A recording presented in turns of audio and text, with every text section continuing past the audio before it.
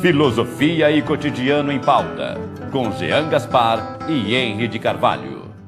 Subitamente me senti ferido por aquela risada, como nunca pensei que pudesse me sentir naquele momento, devido ao ânimo com que me movia e me deixava levar naquela discussão. Ferido por dentro, num ponto vital, que eu não saberia dizer o que fosse nem onde estivesse.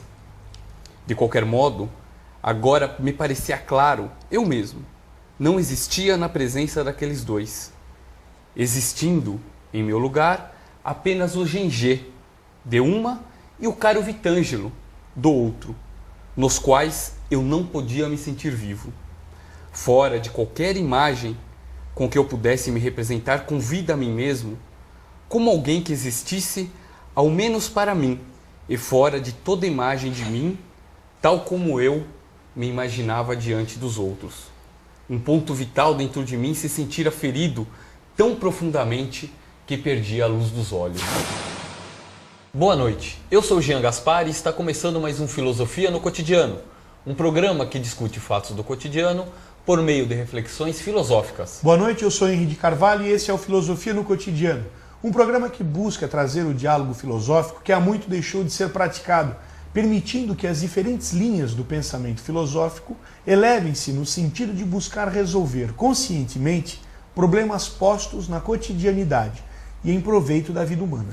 No decorrer do programa, o músico concertista William Gomes ilustra ao som do violão as temáticas a serem discutidas, fazendo um comentário estético sobre as músicas aqui executadas. Filosofia no Cotidiano vai ao ar sempre aos domingos, das 21 às 22 horas, com reprise nas terças-feiras, das 20 às 21 horas. Em nosso primeiro programa de 2009, você segue acompanhando o ciclo de estética, arte e mímese. O que a arte pode dizer da vida? Qual a experiência que temos ao entrar em contato com uma obra de arte? Diante dessas e de outras tantas questões que nos suscita uma obra de arte, é essencial para compreendermos as questões acerca da arte o conceito de mimesis. Não devemos entender o conceito de mimesis simplesmente como cópia, mas sim interação das ações humanas em sua essência.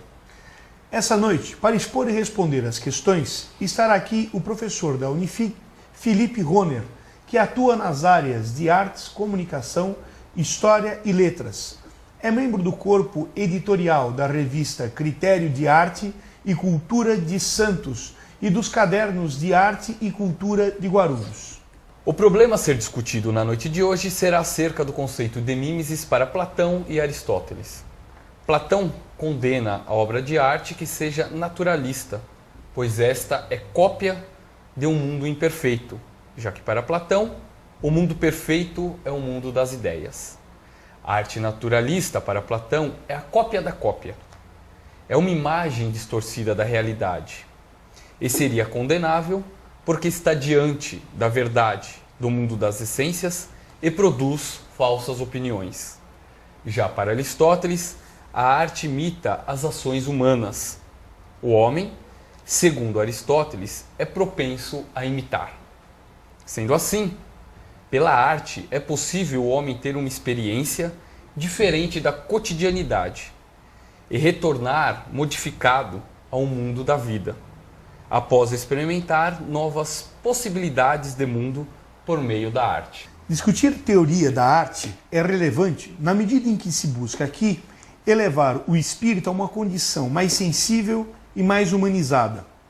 A relevância do tema estética e mímese recai sobre os modos atuais dos indivíduos de nossa contemporaneidade perceberem o mundo sociocultural, portanto humano, de uma forma muito distante da que o aproximaria da condição do humano genérico. Admitindo que é o ser social dos homens o fator que determina sua consciência e tendo a arte em geral como exteriorização dessa consciência, buscaremos compreender que a realização artística de nossos tempos tem pagado alto tributo ao comprometimento e fragilidade que a nossa sociabilidade moderna tem concretizado. Abdica-se cada vez mais da condição de sermos seres sensíveis ao mundo. A experiência histórica de nossa era de modernização tem lançado a humanidade em turbilhões que a tornam cada vez mais brutalizada. Há aqui uma regressividade posta pelo individualismo, pelo estranhamento da vida, pela alienação de si e da compreensão do outro. Nesse sentido, a arte nos aparece acompanhando o moderno modo rebaixado de ser dos homens. Recuperar a discussão acerca da arte se faz verdadeiramente relevante e urgente para tornar nosso mundo mais sensível, repleto de sentido e um pouco mais próximo de nossa condição humano-genérica. E no próximo bloco, o professor Felipe Rohner irá expor as suas reflexões sobre o tema proposto. Este programa tem a colaboração de DAF Soluções Digitais e Franco e Baixó Móveis. Filosofia no Cotidiano volta já. Não saia daí.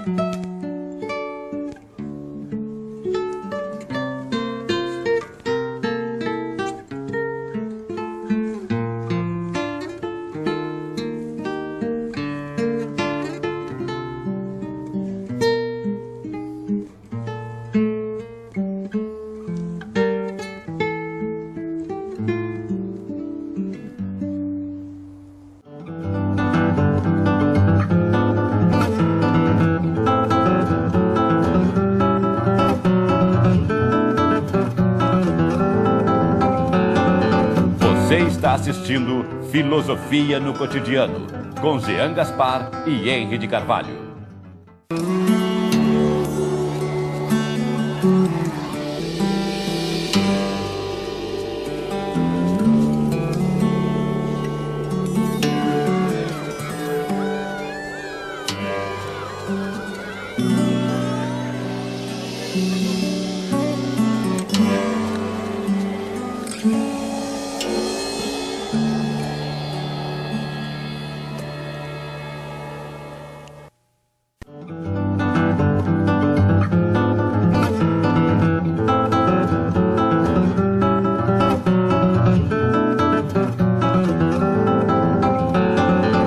Você está assistindo Filosofia no Cotidiano, com Jean Gaspar e Henry de Carvalho.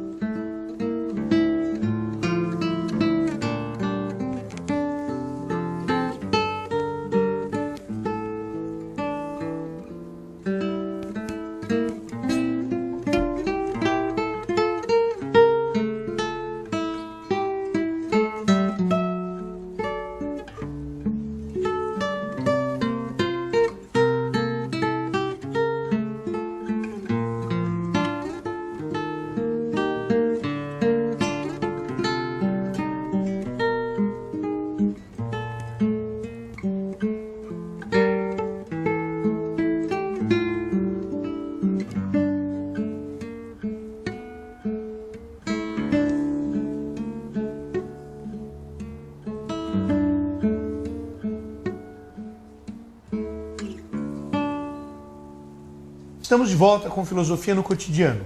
Essa noite com o professor da Unifig, Felipe Rohner, que irá expor acerca do tema Estética, Arte e Mimese. Professor, fique à vontade para a sua exposição. Muito bem. De início, nós teríamos que dizer, deixar claro que mimese, para os gregos, significava imitação.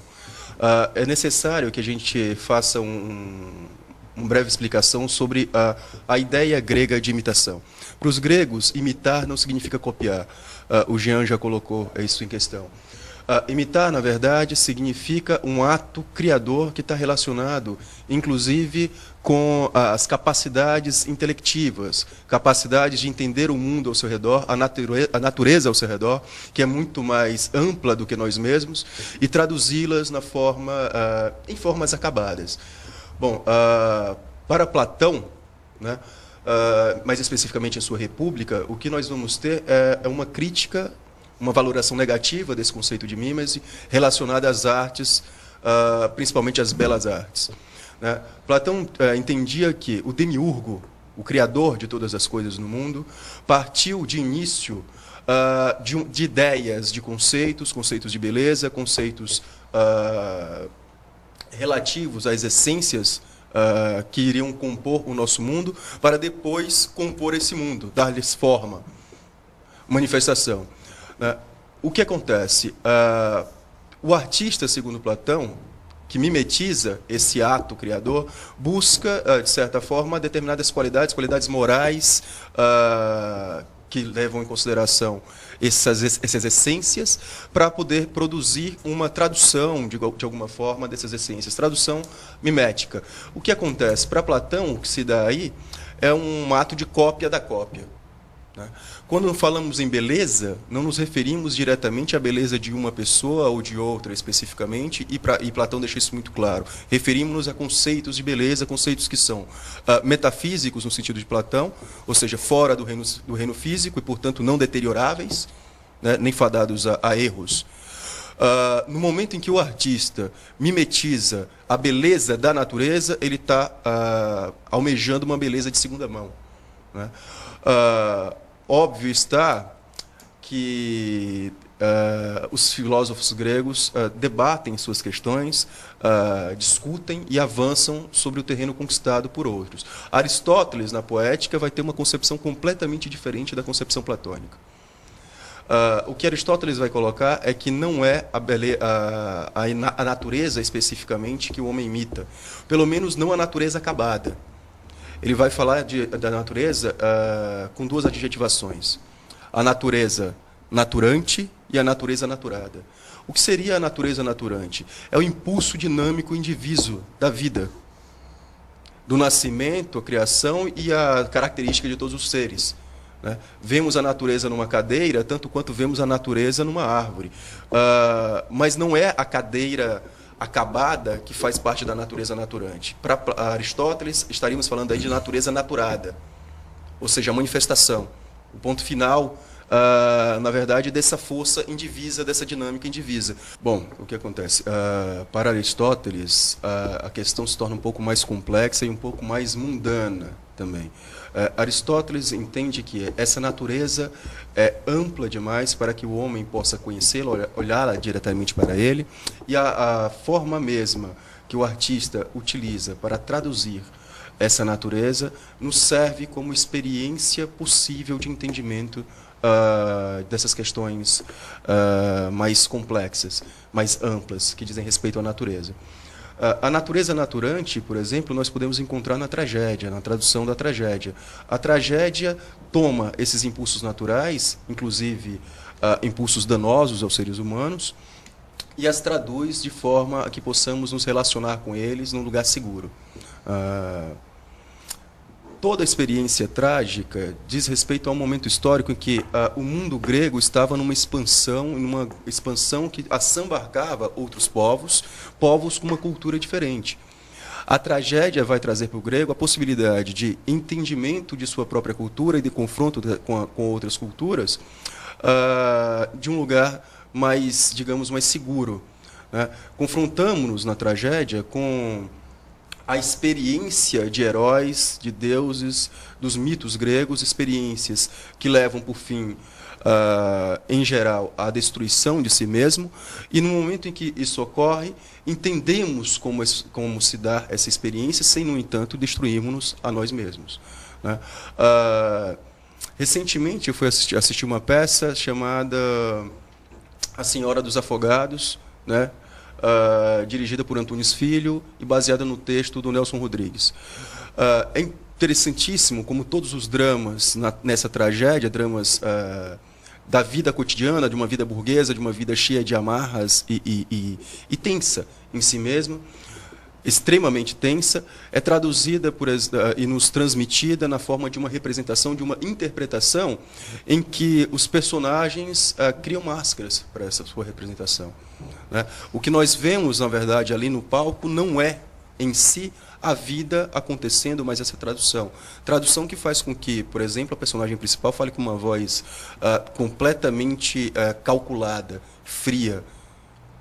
E, nesse momento, o que nós temos é a retransmissão de uma tensão através de um modo que fica claro para nós que o que vemos ali e experimentamos ali não é uma experiência real, mas a interpretação de uma experiência.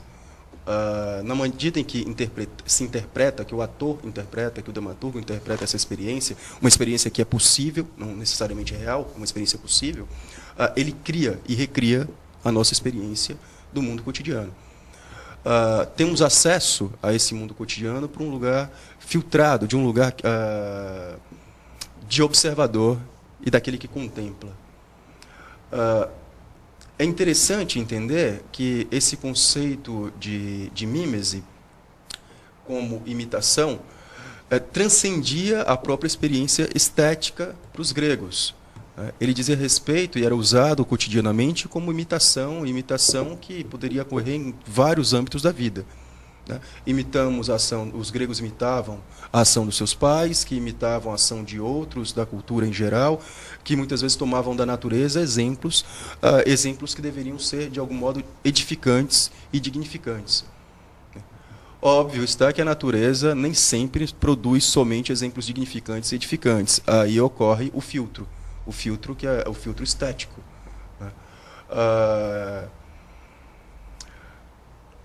Temos que entender também que a arquitetura, por exemplo, não estava incluída no rol das belas artes. A arquitetura faz, efetivamente, ela não imita nada. A música imitaria a disposição de sons, a harmonia e assim por diante. A poesia, de alguma forma, a tradução literária de ações humanas ou de deidades gregas, e a escultura da mesma forma. Para entender a crítica platônica ao artista, precisamos entender também que os gregos estavam vivendo, no período clássico, um momento de avanço do ponto de vista das técnicas de criação, principalmente na escultura, ímpar. Os gregos tinham conseguido chegar a um grau de perfeição dessas esculturas nunca antes imaginado. Por exemplo, uma figura interessante, uma escultura interessante de Praxísteles é o Apolo Sauróctono. Né? É algo ainda que não havia acontecido ainda. O que nós temos é a figura de Apolo reclinado com uma tensão corpórea que joga o corpo para frente e apoia um braço sobre uma árvore e inclina a cabeça de um modo muito natural. Parece realmente que estamos diante de uma obra que pode não só traduzir a vida, mas que é vida em si mesma. Essa reclinação da cabeça e todo o movimento corporal do Apolo de Praxísteles faz com que acompanhemos o seu olhar em direção a um lagarto que caminha pela árvore. Ora, o que acontece? Óbvio que Platão não ia gostar desse tipo de produção, desse tipo de produto escultórico. Para Platão, deveria o artista se dar conta e tentar trabalhar com questões mais complexas, tais como a tradução das questões divinas, das questões do demiurgo para o mundo dos homens. Um lagarto que se movimenta numa árvore é uma anedota, no final das contas. É uma anedota.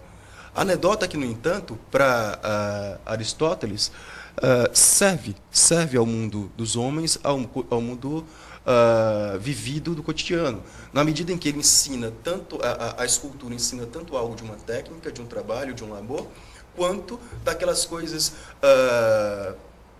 menores que fazem parte, que compõem a natureza e compõem a nós mesmos. Óbvio que Aristóteles com a sua metafísica, que Platão com a sua metafísica não estava interessado nessas questões menores da natureza. Bom, o que acontece? Esse modelo de mímese, como que na verdade transcende o próprio ato da cópia, da imitação, e que traduz a pulsões vitais no seu ato criador, não necessariamente o objeto acabado, mas pulsões vitais no seu ato criador, vai ser retomado na Renascença. Leonardo da Vinci dizia que se tomasse um espelho, né, o direcionasse para o objeto, comparasse não o objeto, mas o espelho à pintura e se verificasse as qualidades dessa pintura através do reflexo do objeto no espelho. É claro que uma pintura não necessita do objeto. O espelho, sim, para poder refletir a representação, esse objeto representado. Se você retira uma pessoa diante do espelho, a imagem não está mais lá. A pessoa não está mais lá.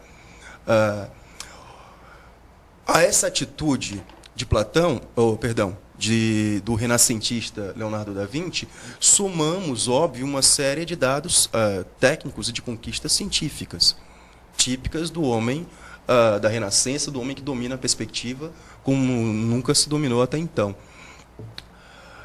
As figuras de Leonardo da Vinci, no entanto, não me parecem, de forma alguma, copiar ou representar uma imagem especular. Elas transcendem muito mais essa imagem especular e somam a essa imagem dados morais, momentos de tensão, o interior, a alma, na verdade, de seus objetos modulados ali na representação, na pintura. Ou seja, não só vemos a aparência das coisas, mas vemos, de algum modo, a essência dessas coisas representadas no Renascimento, nas pinturas renascentistas. Entramos em contato, na verdade, com, através das obras, com uma totalidade do ser, que, apesar de recortar um dado da realidade, é praticamente indivisível. Bom, toda essa experiência e todos esses dados miméticos levam, no entanto, no decorrer da história da arte, a um momento em que o artista, no século XX, se depara com uma situação nova. Bom, o que nós vemos nos gregos é uma tecne. Entre os gregos é uma tecne. Basicamente, a capacidade que o homem tem de dispor de determinados métodos para chegar a um fim. Não só na arte, mas na vida e no pensamento em geral, em qualquer tipo de produção. Bom, no caso da arte, a imitação da natureza se torna um ato de labor manual.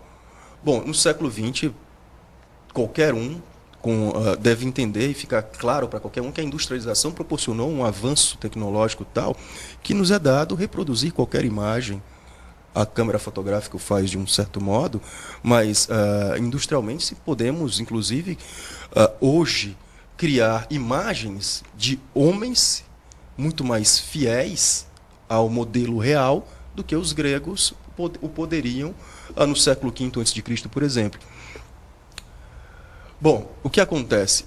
Há uma escultura ou há uma experiência escultórica que associada a uma ruptura, à consciência do que é desnecessário ao artista atualmente, que é essa conquista da realidade, e que diz respeito à reprodução técnica da obra de arte. Talvez o principal representante da crítica à mímese, e do abandono, não só da crítica, mas do abandono estético da concepção de mímese, seja o artista francês Marcel Duchamp. Tivemos recentemente a exposição no MAM, né, sobre Duchamp, e vemos quão agressivo e irônico era o Duchamp em relação aos cânones artísticos renascentistas, ou gregos, ou miméticos nesse sentido. Talvez a primeira experiência de Duchamp com esse modo de fazer, novo de fazer arte, tenha sido a sua roda de bicicleta. Duchamp tomou um banco e sobre esse banco pôs uma roda de bicicleta e pôs essa roda a girar. né? O que acontece? O que nós temos em Duchamp não é mais uma experiência estética, não é a produção de uma experiência estética. Ele tinha plena consciência disso. E Duchamp não falava de escultura. Não falava de escultura. Duchamp falava de manifestações. Manifestações que tinham consciência de que todo o nosso mundo passava pelo crivo da industrialização, da técnica, de ter uma técnica de reprodução capaz de reproduzir qualquer, de modo muito mais simples e fácil do que para os gregos, qualquer natureza ou realidade visível. E Duchamp abraça, na verdade, ao invés de tentar refutar esse tipo de situação, que é contextual, que é histórica, Duchamp abraça essa situação e a traduz numa série de novas questões. Que novas questões? Questões que dizem respeito, por exemplo, não mais à tentativa de um fazer estético ou da associação de formas a um conteúdo, mas a uma questão que diz respeito, e é um conteúdo que é, de certa forma, também exterior à obra de arte, no caso dos gregos, é um conteúdo que procura traduzir as questões da natureza, que procura traduzir as questões da mitologia para suas obras de arte, e daí a mímese, a ideia de mímese. Duchamp coloca, na verdade, um novo tipo de questão, uma questão que não tem valor em si do ponto de vista estético, não tem mais, nem leva mais em consideração a estética. As novas questões de Duchamp dizem mais respeito à linguagem do artista e do seu modo de se relacionar com o mundo. Se os gregos procuravam traduzir o mundo natural ou imitar o mundo natural, digamos que nas obras de Duchamp é o mundo que compõe a obra. Um mundo visível, a cadeira associada de modo interessante, de modo inusitado, uma roda de bicicleta. O que temos aí? A cadeira é basicamente estática, né, para descanso, e a roda de bicicleta gira, se movimenta, né?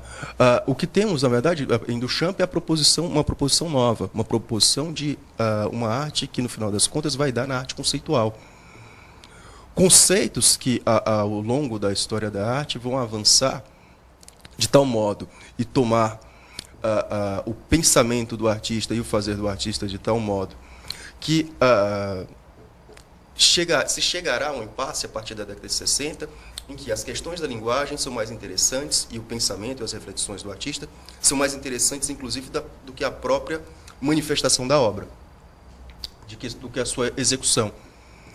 Vemos agora na Bienal, a Bienal conhecida como Bienal do Vazio, a última Bienal, um andar inteiro vazio.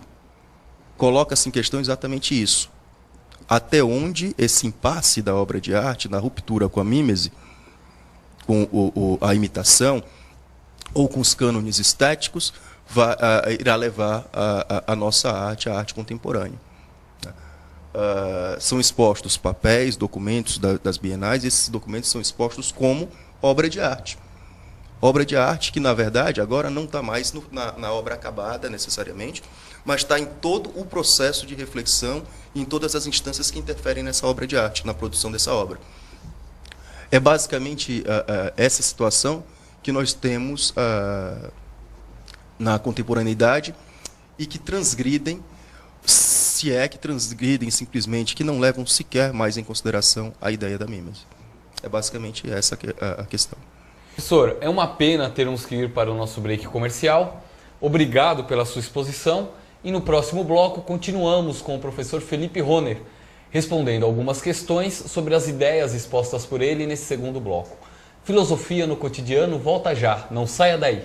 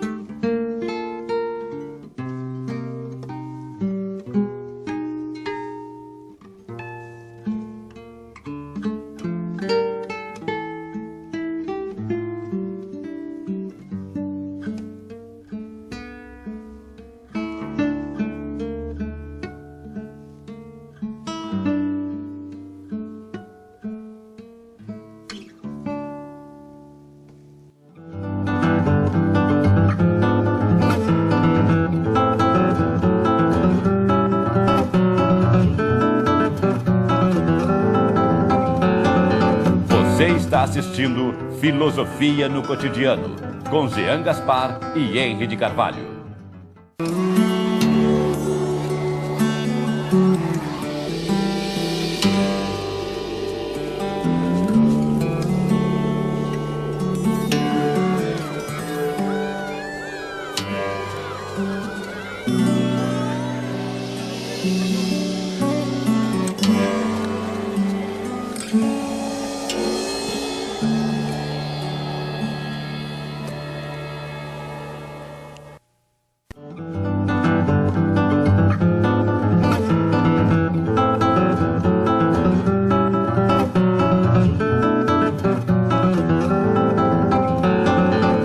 Você está assistindo Filosofia no Cotidiano, com Jean Gaspar e Henry de Carvalho.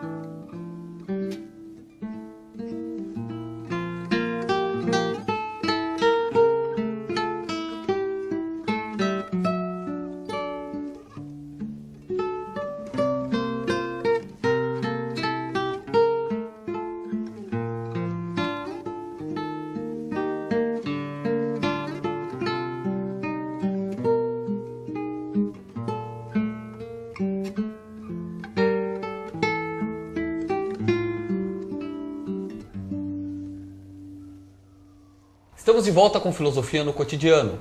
Nesse terceiro e último bloco, continuamos com o professor da Unifig, Felipe Rohner, agora respondendo algumas questões acerca dos problemas por ele levantados. Bom, professor, você citou ali, no início de sua exposição, entre Platão e Aristóteles, sobre a questão da mímese. Eu gostaria que você se aprofundasse, se possível, um pouco mais sobre a questão sagrada da obra de arte na vida grega, na questão dos ritos ou da própria produção artística. Bom, a concepção grega, da vida grega e da arte grega é a de que os homens recebem dons dos deuses, e esses dons devem se manifestar, devem ser trabalhados, e o produto desses dons deve ser um retorno aos deuses. Nesse sentido que toda a arte grega é marcada por essa ideia do sagrado. Basicamente isso. Ok.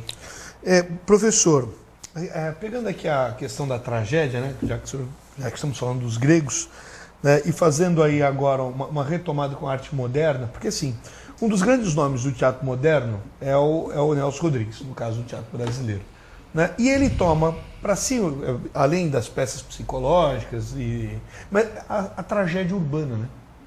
A tragédia urbana. Então, como é que essa tragédia urbana rodriguiana pode ser compreendida pela sua dimensão estética em face daquilo que se pensou sobre o elemento trágico no pensamento aristotélico? Bom, o que acontece?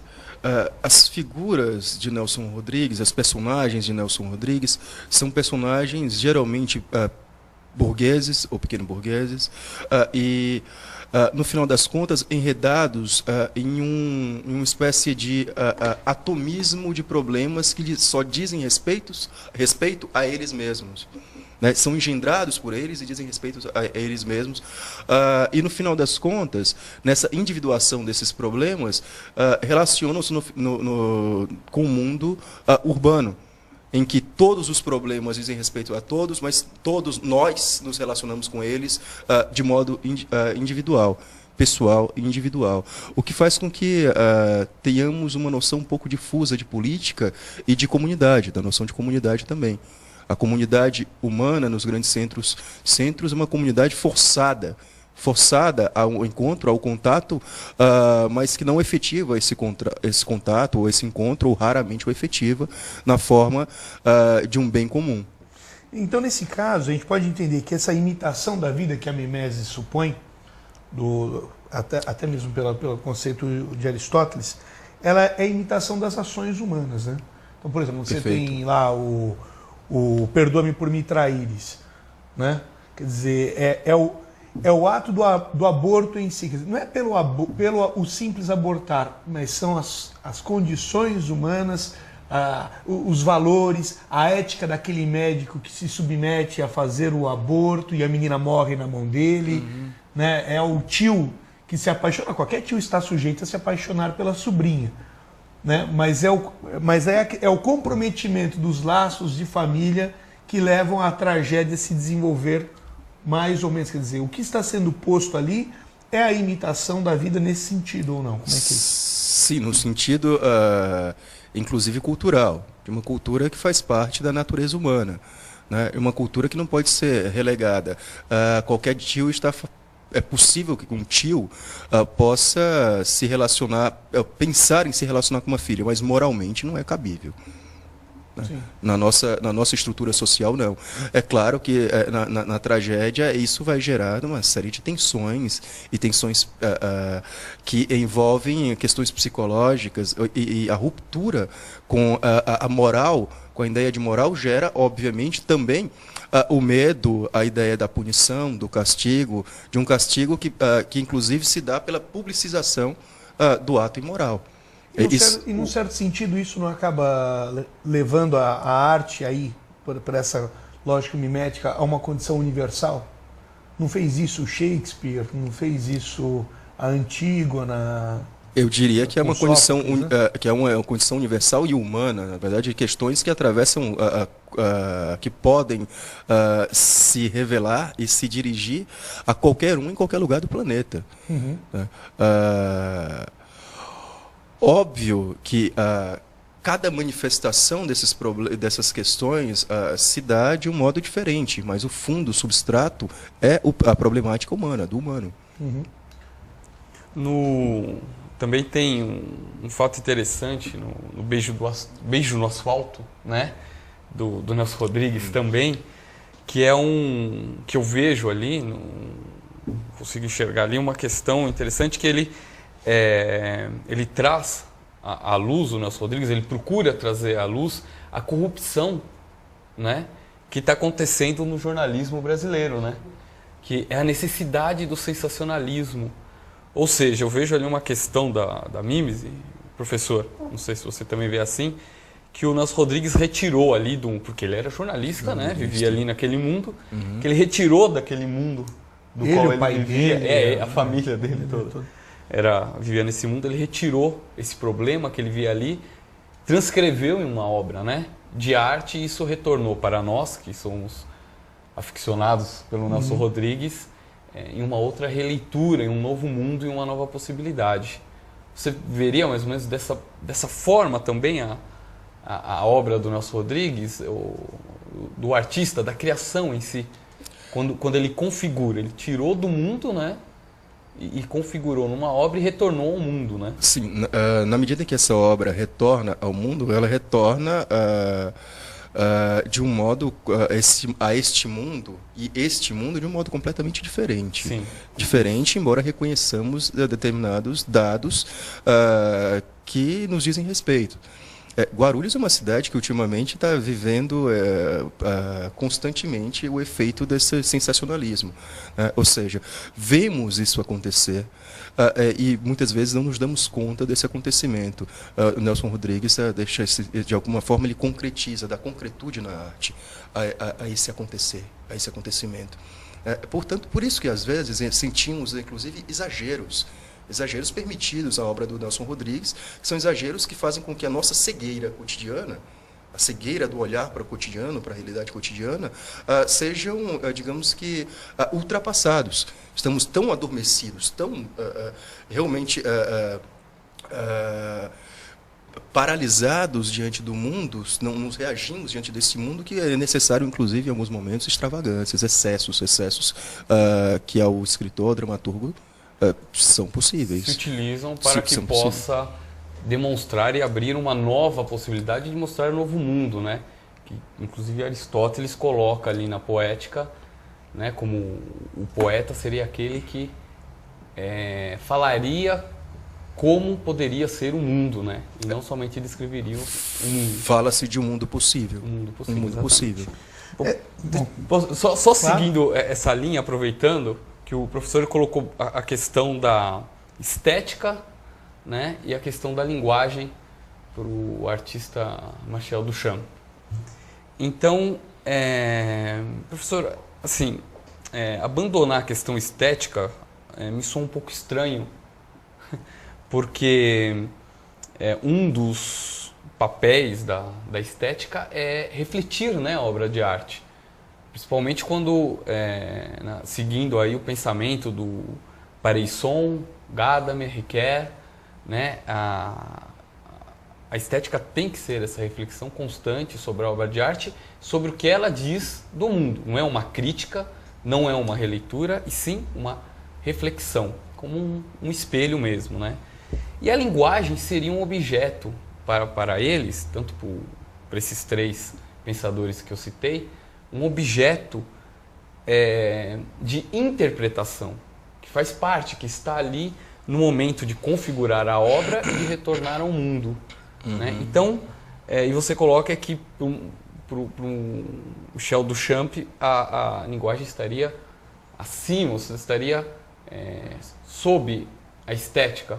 Eu queria que você me explicasse melhor esse problema entre estética e linguagem. Olha só, a estética pensa a arte, mas de início nós temos que lembrar Baumgarten, que colocava a estética como função da estética, entender e reconhecer como o belo se manifesta na arte.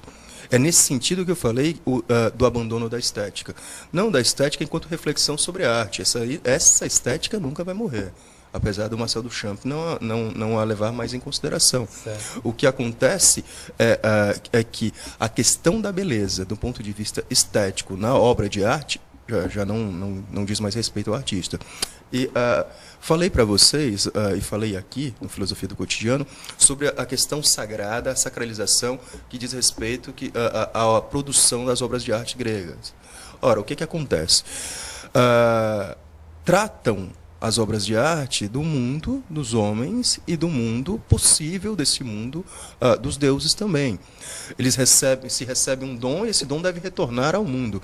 Ora, na contemporaneidade, o caráter sagrado e a associação do sagrado com a vida cotidiana está esmaecida, se é que ainda podemos falar nela.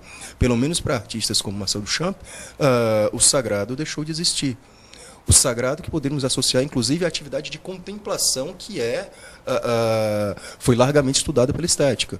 A contemplação, em Duchamp, não existe mais. O que existe é uma tentativa, e a partir de Duchamp, é uma tentativa de dialogar com os meios possíveis de produção da obra de arte. Produção essa que lança a mão de todos os dados do mundo para compor essa obra. Né?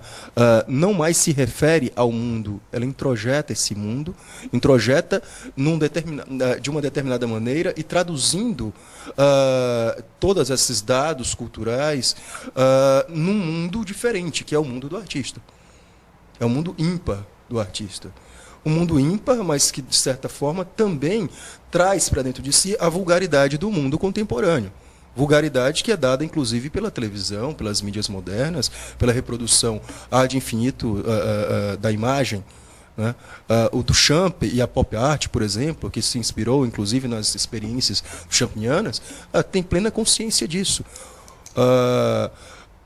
E talvez seja por isso que a personalidade do artista seja tão significativa, as extravagâncias do Marcel Duchamp sejam tão significativas, porque ele já não acha que sua obra o é. Tá. Professor, não reside aí então na arte moderna, em contraposição a essa ideia da mimesia, esse rompimento que você está colocando, que inclusive o Duchamp acaba propondo, uma manifestação do niilismo na arte, À medida que você tem, vamos pegar o Nietzsche, quando ele coloca, olha, as verdades são relativas, né? E depois a fenomenologia também vai desdobrar isso bastante, né? Vai falar assim, a ideia que você tem de verdade, ela é sempre um ponto de vista sobre ela e nunca ela inteira. Então, quer dizer, um pouco essa quebra com a verdade, retomando lá atrás o que era a verdade, como forma de manifestação também do bem e do belo, né? Quer dizer, essa tríade que se completa, né, no pensamento ocidental antigo e que é desdobrada em termos estéticos até Kant, até, né, Hegel e tal, né? O rompimento com isso a partir do pensamento nihilista nesse sentido não leva a isso, não encaminha isso para a arte, quer dizer, então a verdade é um ponto de vista, a verdade ela é relativa, ela não existe na sua forma concreta, como havia dito Hegel, né? Ela não é a verdade na sua forma concreta, então destituir de significados universais a obra é dar a ela uma nova forma de compreensão dessa verdade, quer dizer, não seria isso ou não? Poderíamos fazer essa relação? Sim, poderíamos fazer sim. Poderíamos falar de uma verdade plural, uma verdade que, no final das contas, não leva mais em consideração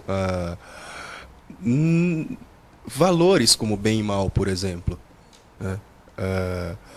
A arte contemporânea não cabe mais edificar o homem. Talvez caiba a arte contemporânea produzir obras e obras que se refiram, do ponto de vista da linguagem, à própria condição do artista e à própria condição da obra na contemporaneidade. Na verdade, o que nós temos é um diálogo consigo mesmos. Né? Consigo mesmo. O artista dialoga consigo e talvez nem consigo necessariamente, mas com as obras, com outras obras e com as próprias obras, muito mais do que com a verdade, com a ideia do bem, com a ideia do mal, questões que eram, no mundo grego, essenciais e até o Renascimento, mas que, provavelmente, se nós formos levar em consideração Nietzsche, com o fim, com a morte de Deus e com a ideia do para além do bem e do mal, impregnaram a arte contemporânea também do ponto de vista estético, com a perda de valores que antigamente eram levados em consideração não só do ponto de vista artístico, mas do ponto de vista da inserção da arte no mundo. A inserção da obra de arte na atualidade é completamente diferente do que nós tínhamos até a virada do século XIX, por exemplo. Né? E no final das contas, talvez seja por isso que nós tenhamos não só um grande potencial expressivo, uma série de formas novas e possibilidades novas de expressão artística, mas também a completa ausência de correlações ou de possibilidades históricas de demarcar o nosso período e entender o que nós fazemos hoje, porque fazemos muitas coisas ao mesmo tempo. A verdade da obra, atualmente, é a verdade contida nela a partir de seus parâmetros intrínsecos de composição. Não dá para relacionar ou fazer uma história da arte como se fazia até o século XIX, em que nós identificamos um movimento, por exemplo, escolas, estilos, um estilo de sempre respeito a uma individuação, mas também a participação num grupo, num modo de produzir, que caracteriza o tempo, o seu tempo e a manifestação mesmo dessa obra. Não há mais estilo, não sei nem se poderíamos falar em estilos também. Há manifestações, como o Marcel Duchamp gostava de se referir às suas obras. Não como obras de arte, por exemplo, no caso dos ready-made, mas como manifestações do humano, efetivamente, da capacidade humana de articulações inusitadas, por exemplo. E de criticar sempre o mundo ao redor, de questionar esse mundo ao redor de si, mas criticar também e desconsiderar, inclusive, tornar-se menos sério enquanto artista, por exemplo. Talvez seja por isso que o Duchamp dava reviravoltas no seu modo de criar, que fazia, inclusive, com que os críticos não conseguissem acompanhá-lo, ou que o público, em geral, não conseguisse acompanhá-lo. No momento em que ele percebia que algo estava se cristalizando, ele voltava as costas a si mesmo. E no momento sempre se dizendo alguém que fazia arte sem ser efetivamente um artista do ponto de vista daquele que possui um dom, por exemplo. E no final da vida, Duchamp abandonou a arte para se tornar enxadrista. Bom, professor, então muito obrigado pela sua participação. Gostaria de já lançar o convite aqui para futuras discussões. Obrigado. E, professor, como é costume aqui da casa, no final do programa, nós sempre fazemos uma explicação estética sobre as músicas que o William escolhe. Quer dizer, na verdade, quem faz a explicação é o próprio William, que é o nosso concertista. Então, vamos ficar agora com a explicação do professor William. No programa de hoje, executei essa belíssima música de Egberto Gismonti, intitulada Água e Vinho, competentemente arranjada para violão por Daniel Wolff.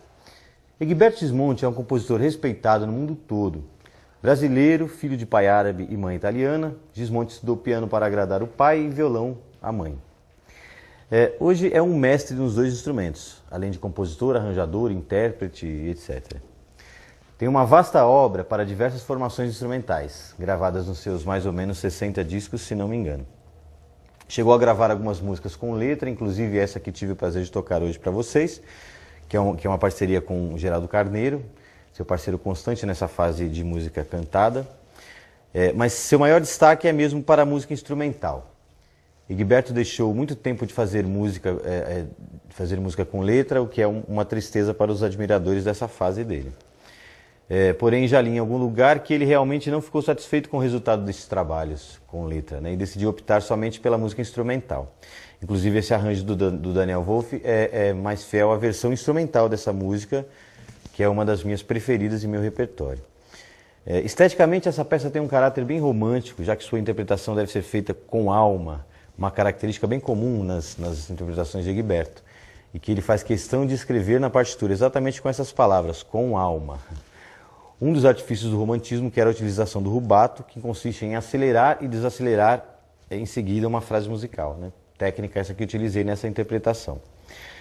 Eu estava procurando um motivo para colocar essa música no programa e encontrei. Já que a discussão do ciclo envolve arte, essa música é um ótimo exemplo do que podemos chamar de arte. Estamos encerrando mais um Filosofia no Cotidiano. Gostaria de agradecer a presença do professor da Unifig, Felipe Rohner, graduado em História pela Universidade Federal do Ceará e doutor em Comunicação e Semiótica pela PUC, São Paulo, além de ser membro do corpo editorial da revista Critério de Arte e Cultura de Santos. Professor, mais uma vez, muito obrigado pela sua presença e gostaria que você comentasse sobre o novo curso que está tendo aqui na Universidade em Guarulhos. O Departamento de Artes Visuais da Unifig organizou um grupo interdisciplinar com historiadores, professores da área de letras, e está oferecendo, a partir do semestre que vem, um curso de História da Arte Brasileira, que leva em consideração todas essas questões que discutimos agora, mas atreladas ao nosso tempo, à nossa história, a história brasileira, enfim. É na Unifig? Na Unifig. Isso, e aqui na Vila Rosália. E para o pessoal entrar em contato lá, quem que tiver interesse, os nossos telespectadores, é direto na FIG? É só entrar em contato diretamente com a instituição que eles passam todos os dados. Ok, Felipe, obrigado.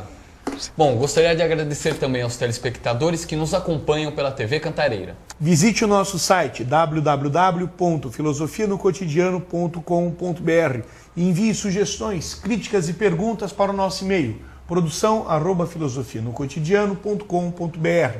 Gostaria de agradecer ainda aos colaboradores desse programa, a DAF Soluções Digitais e a Franco Bachó Móveis.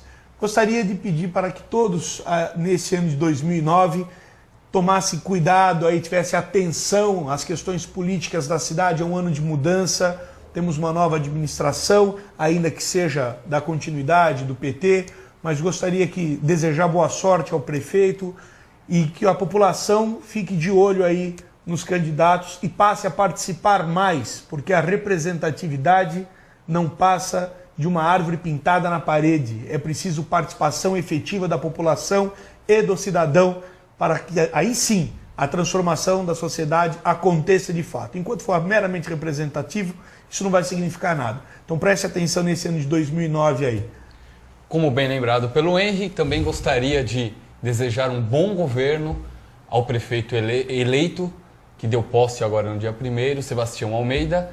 E também, vale novamente, você aí tem os vereadores do seu bairro, observar, tomar cuidado, dar sempre uma olhadinha o que ele está executando em favor de você e dos seus cidadãos. Bom, e lembramos também que você pode assistir ao programa Filosofia no Cotidiano também pelo portal da TV Cantareira, no mesmo horário em que ele é transmitido no canal 12. O endereço é www.tvcantareira.com.br. Obrigado e até o próximo domingo. Obrigado, boa noite.